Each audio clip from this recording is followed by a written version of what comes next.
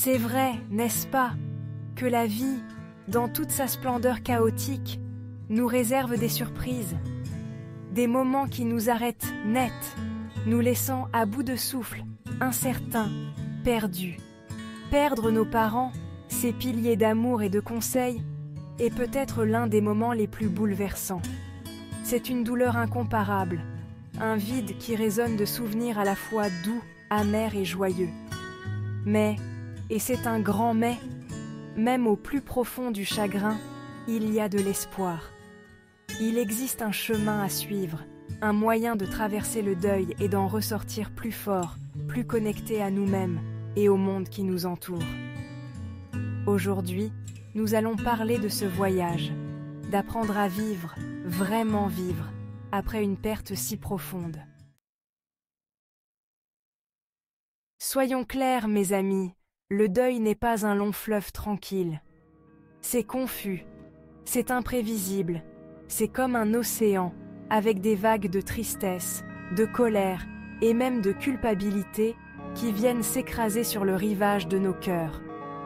Et tout comme on ne dirait pas à l'océan d'être calme, d'être tranquille, on ne peut pas se refuser le droit de ressentir toute la palette de nos émotions. Laissez couler les larmes quand elles viennent.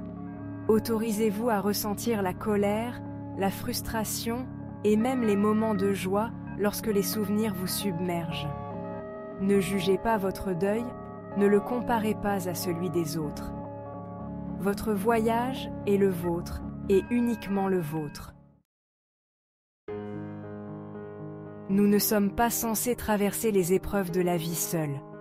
Lorsque le deuil frappe à notre porte, et il le fera, c'est le moment de s'ouvrir aux autres, de leur permettre de nous soutenir, de partager le poids de notre chagrin. Tournez-vous vers vos amis, votre famille, votre communauté. Trouvez un groupe de soutien, un thérapeute, une épaule sur laquelle pleurer. Il y a tant de force dans la vulnérabilité, dans le fait de se laisser voir, vraiment voir, dans nos moments les plus vulnérables. Et vous savez, parfois le plus grand réconfort vient simplement d'être présent avec une autre âme qui comprend le langage du deuil. Leur présence physique a peut-être disparu, mais leur esprit, leur amour, l'essence de ce qu'ils étaient, cela ne nous quitte jamais vraiment. Comment garder cela vivant, me direz-vous? C'est dans les petites choses, voyez-vous? Préparer leur biscuit préféré, raconter une anecdote à leur sujet à un inconnu, planter un jardin en leur honneur, écouter leur musique préférée, créer une bourse d'études en leur nom, faites du bénévolat pour une cause qui leur tenait à cœur. Trouvez des moyens de tisser leur mémoire dans la tapisserie de votre vie. Parce que tant que nous nous souvenons d'eux, tant que nous gardons leur esprit vivant dans nos cœurs, ils ne sont jamais vraiment partis.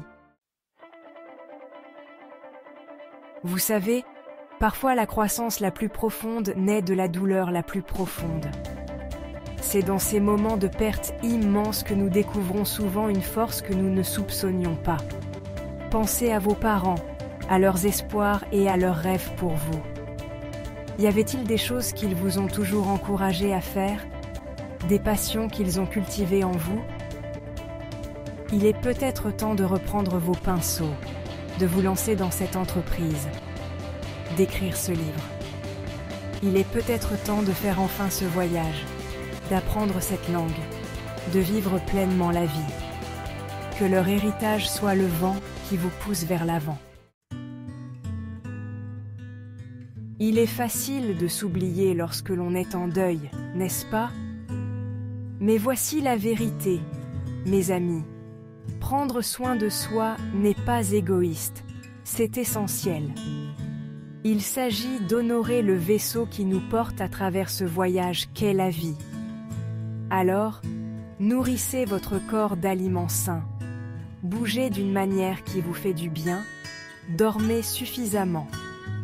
Passez du temps dans la nature, lisez un bon livre, prenez un long bain chaud. Accordez-vous le droit de vous reposer. de vous ressourcer, de simplement être. Vous le méritez. Vous. Le passé est révolu, mes chers, et l'avenir est encore à écrire. Tout ce que nous avons vraiment, c'est ce moment présent. Je sais que c'est plus facile à dire qu'à faire lorsque le cœur est lourd de chagrin. Mais si, juste pour un instant, nous nous permettions d'être présents à la beauté qui nous entoure encore, la chaleur du soleil sur notre peau, le rire d'un enfant, l'odeur de la pluie sur la terre sèche. Il y a de la grâce dans ces moments, un rappel que même au milieu de la tristesse, la vie continue. Voilà, mes amis, la partie la plus difficile du voyage. Il s'agit de se demander « Que puis-je apprendre de cette expérience ? Comment puis-je grandir à partir de cette douleur ?» Il s'agit peut-être d'approfondir vos relations, d'apprécier la préciosité du temps, de laisser tomber les vieilles rancunes.